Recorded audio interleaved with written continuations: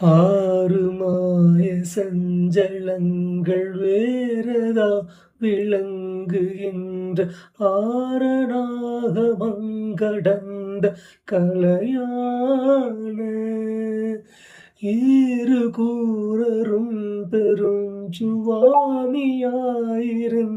நன்றி ஏது வேறு இயம்பலின்றி ஒரு தானாய் யாவுமாய் மனங்கடந்த மோன வீடடைந்துருங்கி யானவாவடங்க என்று பெறுவேனோ. தேவனூர் திருப்புகழன் பொருள் விளக்கத்தை பார்க்க இருக்கின்றோம்.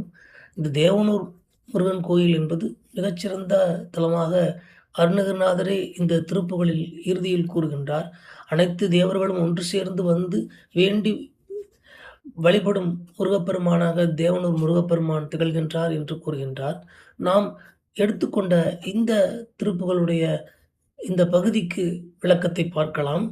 அதாவது நமது சமயத்தில் உடலுக்கான தத்துவங்களாகவும் ஆன்மீகத்திற்கான தத்துவங்களாகவும் 96 தத்துவங்கள் விளக்கி கூறப்பட்டுள்ளன.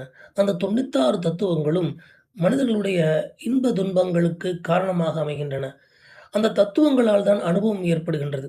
அந்த தத்துவங்களுக்கு வேறுபட்டதாக விளங்குகின்றான் முருகப்பெருமான். அதேபோல வேதங்களை கடந்தவனாகவும் ஆகமங்களையும் கடந்து நிற்கக்கூடிய அறிவுப் பொருளாகவும் முருகப்பெருமான் விளங்குகின்றார்.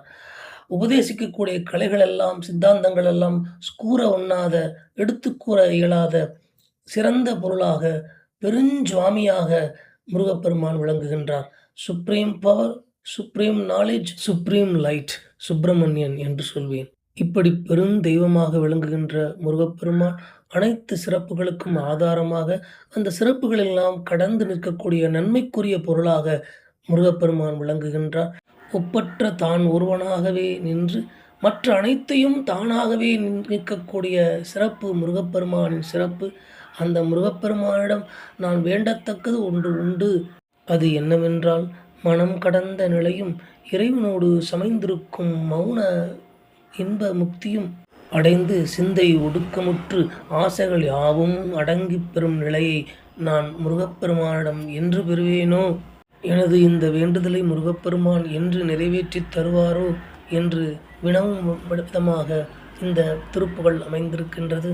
இது அனைத்து ஆன்மீக அன்பர்களும் முருகப்பெருமானிடம் அமைதியான மௌன நிலையை வேண்டி பாடத்தக்கதாக அமைந்திருக்கின்றது.